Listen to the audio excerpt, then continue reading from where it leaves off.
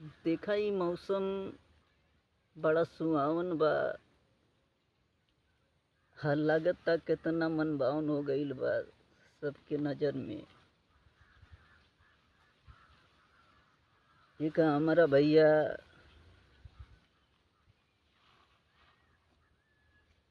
पवन सिंह की एक गाना आई,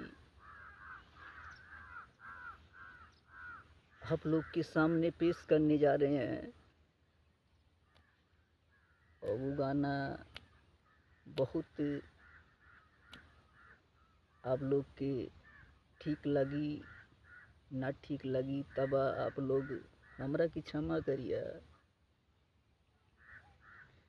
फैशन साजा के भौजी, फैशन साजा के भौजी, फैशन साजा के भौजी, फैशन साजा के भौजी जात बाड़ू हो, भौजी जात बाड़ू हो।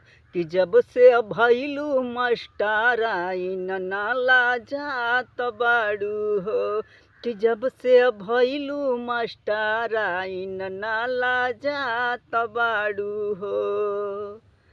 फैशन साजा के भौजी, फैशन साजा के भौजी, फैशन साजा के भौजी, फैशन साजा के भौजी जात बाड़ू हो, कि भौजी जात बाड़ू हो। कि जब से भैलू मास्टराइन नाला जात बाड़ू हो, कि जब से भैलू मास्टराइन नाला जात बाड़ू हो। चलो।